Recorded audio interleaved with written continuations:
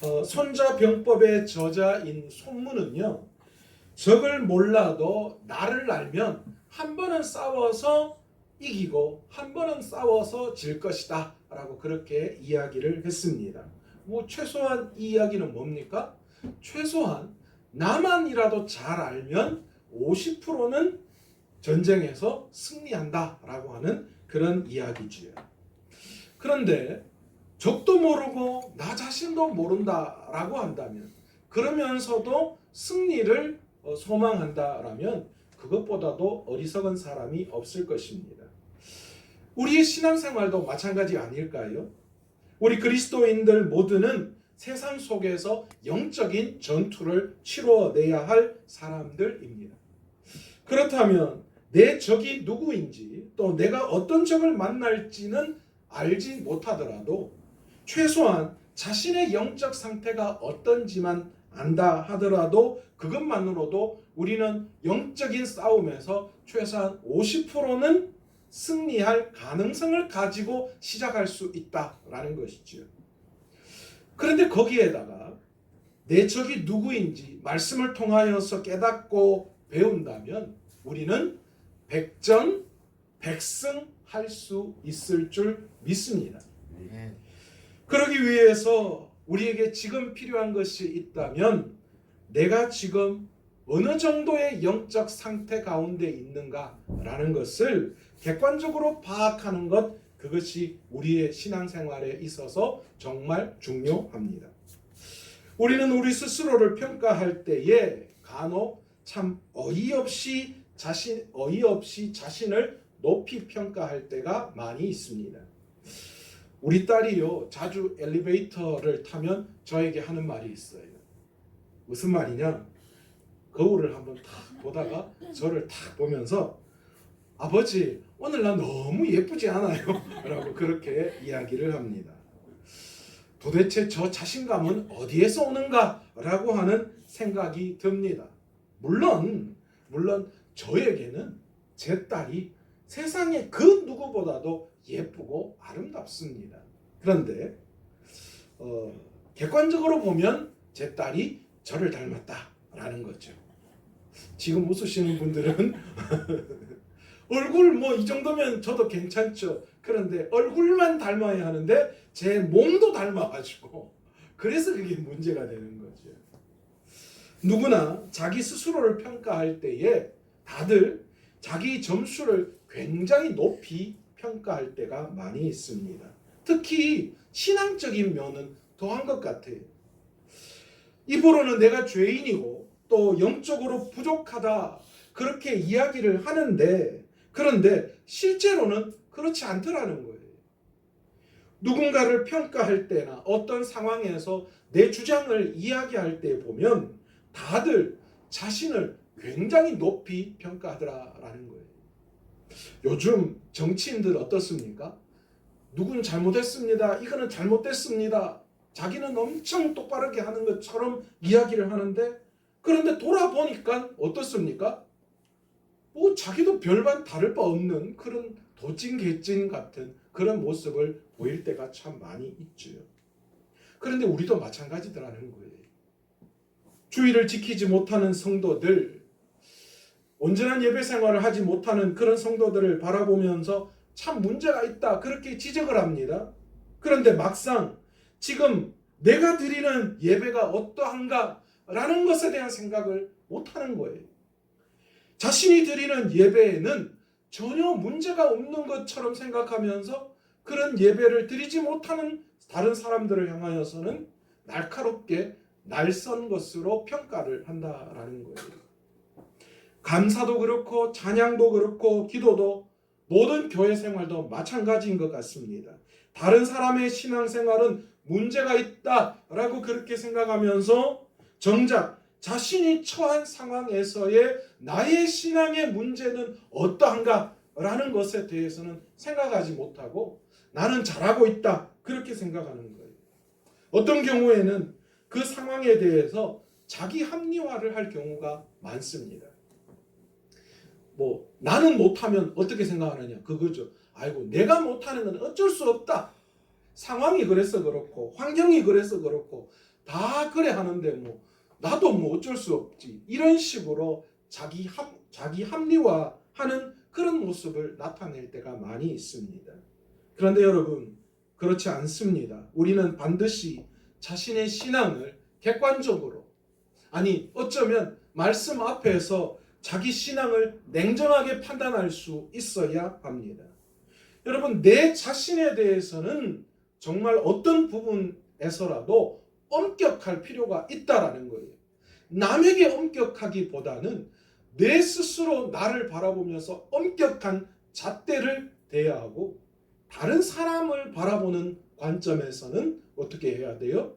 사랑의 잣대를 갖다 대어서 평가할 수 있어야 한다라는 것이죠. 그런데 우리는 사실 그렇게 못할 경우가 참 많이 있습니다. 저는 오늘 말씀을 통하여 우리의 영적인 상태가 어떤지를 분명하게 깨닫고, 날마다 우리의 신앙이 성숙하고 성장되어 하나님께 영광을 올려드리는 신앙의 단계로 나아가기를 원합니다. 또한 어떤 영적인 전투 가운데에서도 위태로움이 없이 승리할 수 있는 믿음의 모습을 보일 수 있는 저와 여러분 되시기를 간절히 축원합니다. 에베소서는 바울이 옥중에 있을 때 기록한 서신입니다. 에베소는 항구 도시로서 그리스와 로마의 여러 신들을 숭배하는 종교적인 중심지였습니다. 바울은 여기서 3년 가까이 사역을 했어요. 애를 썼죠.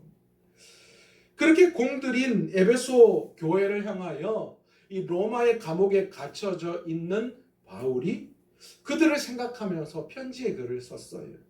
그 중에서 오늘 본문 4장은 바울이 성령 안에서 하나된 그리스도인들이 각양 받은 은사대로 교회를 세워갈 것을 권면하는 내용을 담고 있습니다. 그러면서 다음과 같은 말을 오늘 본문에서 14절의 말씀을 통하여서 이렇게 이야기하죠. 이것은 우리가 이제부터 어린아이가 되지 아니하여 사람의 속임수와 간사한 유혹에 빠져 온갖 교훈의 풍조에 밀려 요동하지 않게 하려 함이라. 오늘 사도 바울이요, 말씀을 통하여서 성령 안에서 하나된 그리스도인들이 어떻게 교회를 세울 것인가 라는 것을 말씀하면서 가장 첫 번째 이야기하는 것이 어린아이의 신앙에 머물러 있어서는 안 된다라는 것을 말씀하죠. 여러분, 오늘 여기에서 우리의 신앙의 첫 번째 단계를 볼 수 있습니다. 바로 어린아이와 같은 신앙의 단계에 머물러 있는 분들이 계시다라는 거예요. 여러분, 어린아이는 어떻습니까? 누군가가 자기를 이끌어주고 보호해주지 않으면 안 되는 그런 사람들이 어린아이입니다. 우리의 신앙에도 마찬가지예요. 보호받지 않고 또한 스스로 행하지 못하고 누군가 시켜서 신앙생활을 해야 할 그런 사람들이 많다라는 거예요. 그런데 이런 사람들은 어떻게 되느냐? 나중에 세상의 속임수와 간사한 유혹에 빠져서 쉽사리 넘어질 수 있다. 다시 말해서 세상적으로 다시 돌아갈 수 있고 잘못하면 이단에 빠질 가능성도 많다라고 그렇게 경고를 하고 있는 것입니다. 그러기에 바울은 성령의 충만함으로 모든 성도들이 어린아이와 같은 신앙에서 벗어나 그리스도의 장성한 분량으로 성장하기를 바라는 마음에서 오늘 본문의 말씀을 남기고 있습니다. 우리는 이런 어린아이와 같은 신앙에서 벗어나야 합니다. 주의를 지켜야 합니다. 기도를 해야 합니다. 성경을 읽어야 합니다. 전도를 해야 합니다. 그렇게 권면을 하고 또 다그치고 해야만 신앙생활을 하는 그런 단계에 머무르는 신앙생활이 아니어야 한다라는 것이죠. 우리는 누군가가 이렇게 이야기해서 하는 신앙에서 우리가 알아서 자율적으로 하는 신앙의 모습으로 성장해 나아가야 합니다. 세상은 끊임없이 우리를 속이고 있습니다. 그래서 정신을 차리지 않으면 어느새 우리는 세상의 속임수에 빠지고 사단의 많은 유혹들에 빠져서 세상이 추구하는 방향대로 살아가고 또한 세상의 유혹을 따라 살아가 버리는 모습을 보일 때가 참 많이 있습니다. 그러기에 지금 내 신앙이 어떤 상태인지, 내가 지금 어린아이와 같은 신앙에 머물러 있지는 않는지 우리의 신앙을 돌아보며 우리가 이 어린아이와 같은 신앙에서 장성한 신앙의 분량으로 나아가기를 애쓰고 힘쓸 수 있는 저와 여러분 되시기를 간절히 축원합니다. 두 번째 신앙의 단계는 체험적 신앙입니다. 시편 34편 8절에는 너희는 여호와의 선하심을 맛보아 알지니라 라고 하는 말씀을 하고 있습니다. 하나님의 은혜를 맛보는 것이 바로 체험적 신앙이죠. 이 체험적 신앙에는 제일 먼저 중생의 체험을 하는 신앙의 모습이 있습니다. 성령으로 거듭남을 체험한 당대를 말하는 거죠. 이렇게 이 성령으로 거듭남을 체험하고 나면 가장 먼저 어떤 일이 일어납니까? 세상의 모든 것보다 하나님 안에 있는 것이 훨씬 더 행복하다라는 것을 깨닫게 됩니다. 대표적인 인물이 누구입니까? 사도 바울이 다메섹 도성에서 예수 그리스도를 성령을 통하여 인격적으로 만나고 난 다음에 사도 바울이 어떤 고백을 합니까? 세상의 그 어떤 것도 이 기쁨을 능가할 수 없다. 그래서 세상의 모든 것이 하나님 앞에서는 다 배설물같이 여겨진다. 그렇게 고백했잖아요. 그래서 중생의 체험을 한 사람은 이런 기쁨을 맛볼 수 있습니다. 두 번째 신앙의 체험은 뭐냐? 기도의 응답의 체험입니다. 아무리 큰 일도 기도하면 쉽게 보이고 아무리 작은 일도 기도하지 않으면 태산같이 보이는 것이 사실입니다. 여러분, 기도의 응답을 체험하는 자는 자신의 삶이 어떻게 바뀌든지 절대 어려워하지 않습니다. 어떤 상황과 어떤 여건에 놓여져 있을지라도 그게 문제가 되지 않아요. 왜요? 하나님 앞에 기도하면 하나님께서 그 문제를 해결해 주시기 때문입니다. 아멘. 기도의 응답을 체험한 사람은 그래서 늘 하나님과 동행하는 삶을 산다라고 할 수 있는 거예요.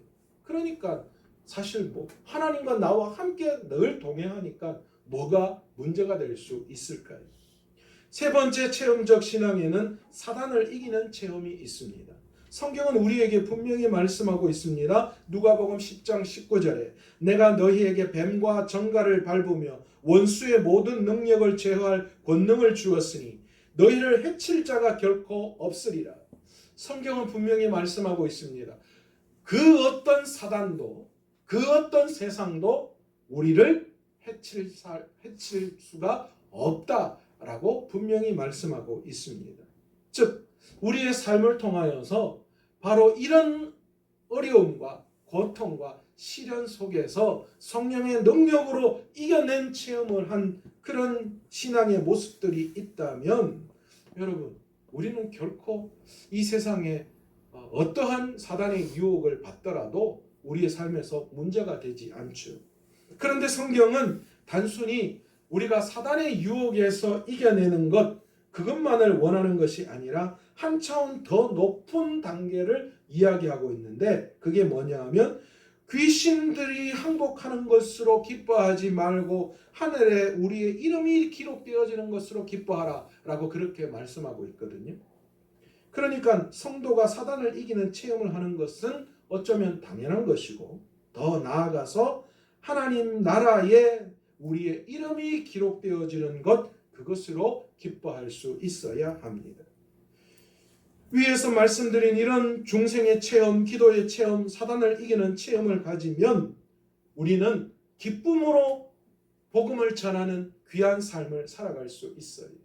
그러니까 누군가에게 끌려서 억지로 타율적으로 피동적으로 하는 그런 신앙이 아니라 이런 체험을 하고 나면 우리 스스로 우리 안에 기쁨이 넘치기 때문에 이런 주님을 위해서 우리가 열심히 신앙생활을 해야 되겠다라는 복음의 기쁨으로 우리가 살아갈 수 있다라는 것이지. 그리고 세 번째 단계는 분별의 신앙입니다. 자, 그렇다면 우리가 이렇게 신앙의 기쁨으로 신앙생활을 하는데 그런데 우리가 과연 막무가내로 그렇게 신앙생활을 하는 것이 옳은 것인가?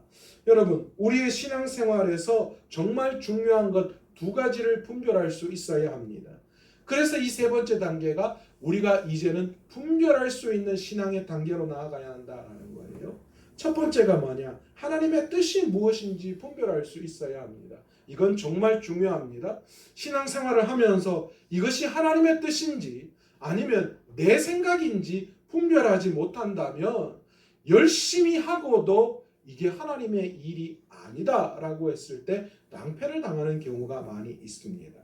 로마서 12장 2절에서는 너희는 이 세대를 본받지 말고 오직 마음을 새롭게 함으로 변화를 받아 하나님의 선하시고 기뻐하시고 온전한 뜻이 무엇인지를 분별하라. 그렇게 분명히 말씀하고 계십니다. 내가 손해가 되어도 어려움이 있어도 하나님의 뜻임을 깨달을 때에 우리는 그 뜻대로 100% 순종할 수 있죠. 그런데 그게 뭔지 모르기 때문에 주춤주춤 할 때가 너무나도 많이 있다라는 거예요. 여러분, 우리는 하나님의 뜻을 분명하게 분별하고 그 뜻대로 우리의 삶을 온전히 살아가야 하는 줄 믿습니다. 두 번째 우리가 분별해야 할 것이 성령과 악령을 분별할 수 있어야 합니다.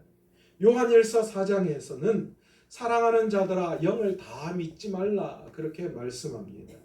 이 세상 안에서 하나님께 속하였는지 아니면 사단에게 속하였는지 분명하게 우리가 분별할 수 있어야 합니다. 왜일까요? 믿는 사람들도 미혹해하는 영과 귀신의 가르침을 쫓을 수 있기 때문입니다. 디모데전서 4장 1절에서 그러나 성령이 밝히 말씀하시기를 후일에 어떤 사람들이 믿음에서 떠나 미혹하는 영과 귀신의 가르침을 따르리라 하셨으니 이게 무슨 말이에요? 우리가 하나님의 말씀을 따른다라고 하지만 그러나 그 속에는 미혹의 영과 귀신의 가르침을 따르는 사람들도 있다라고 분명히 말씀하고 있습니다. 여러분, 그렇다면 성령의 영과 악령을 구분할 수 있는 가장 기본이 뭘까요? 너무 쉽습니다. 내가 지금 행하는 것이 과연 성령의 영으로 따라하는 건지 악령의 영으로 따라하는 건지 어떻게 하면 알 수 있느냐? 첫 번째가 사랑입니다.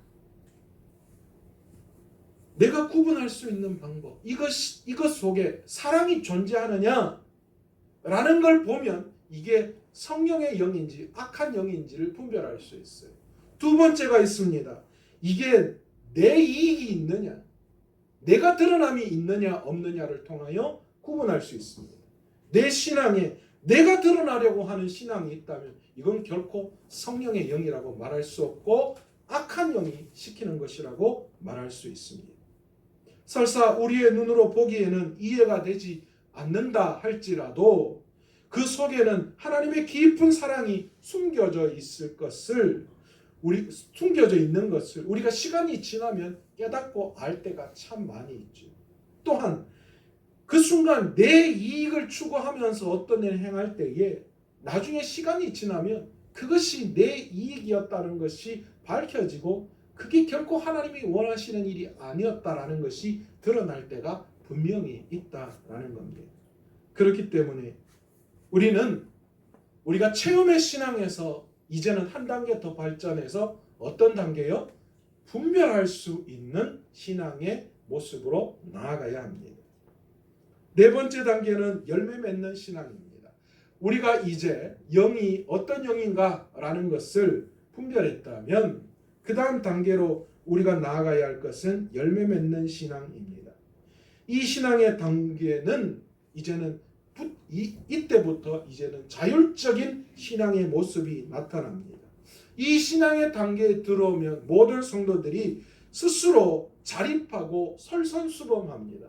내가 어느 곳에 있어야 하는가, 내가 어떤 일을 하나님을 위해서 해야 하는가 라는 것을 비로소 깨닫게 되고, 그래서 누군가 시키지 않아도 내게 주어진 사명에 따라서 그 사명을 완수할 수 있는 신앙의 자리로 나아가게 되고, 그리고 그 자리를 통하여 감사와 기쁨으로 신앙생활을 할 수 있게 된다라는 것이지. 또한 그렇게 귀한 사명을 감당할 때에 사랑으로 열매 맺게 됩니다. 여러분, 열매 맺는 것 중에 가장 큰 열매가 어떤 열매라고 생각하십니까?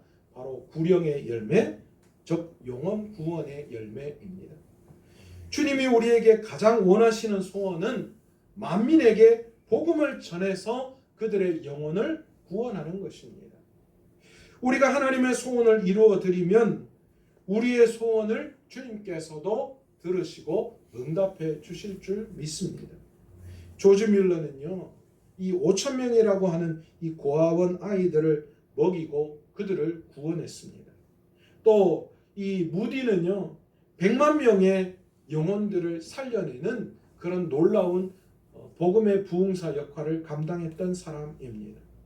여러분, 우리가 신앙생활 하면서 자기 혼자 잘 먹고 잘 사는 것이 소원이라면, 내가 신앙적으로 잘 되는 것, 여러분 그것만이 내 소원이라면, 여러분 그거는 우리의 신앙에 있어서 크게 잘못된 생각인 줄 믿습니다.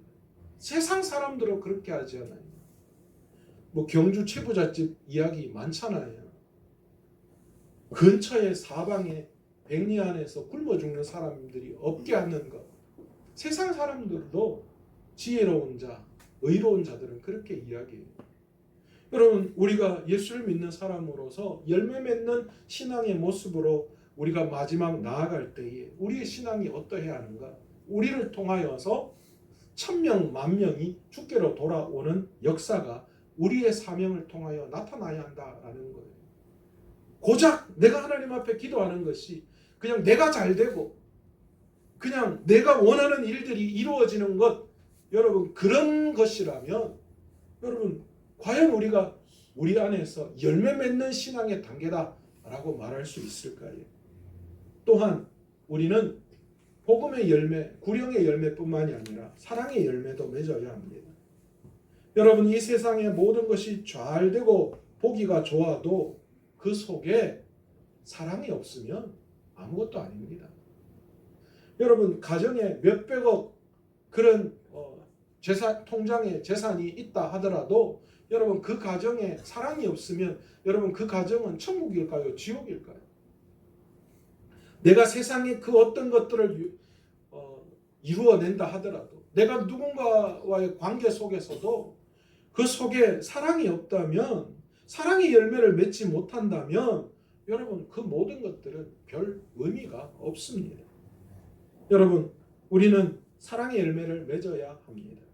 사랑으로 서로를 감싸주고 사랑으로 서로를 인내하고 사랑으로 용서하고 사랑으로 서로를 위해서 도와주고 기뻐해주고 슬퍼하고, 여러분 그런 사랑의 신앙의 열매가 저와 여러분의 삶에 나타나시기를 간절히 축원합니다. 말씀을 맺도록 하겠습니다. 사랑하는 성도 여러분, 이제 나의 신앙의 단계가 지금 오늘 이 4단계의 단계 중에 정확하게 어디에 머물러 있는지 여러분 냉정하게 여러분의 신앙을 한번 판단해 보기를 원합니다. 자신이 아주 신앙적으로 완성된 사람으로 여러분 더 이상 착각하지 마십시오. 내가 만들어 놓은 내가 복음 속에서 하나님을 엉뚱하게 예배한다면 여러분 우리는 하나님 앞에 예배한다 라고 하면서도 우리는 하나님 앞에 예배한 것이 아니라 또 다른 우상을 만들어 놓고 예배한 것이나 마찬가지라는 거예요. 일평생 신앙생활 한다고 하면서 우리는 일평생 우상을 숭배하는 어리석은 신앙의 모습으로 나아갈 수 있다라는 것입니다.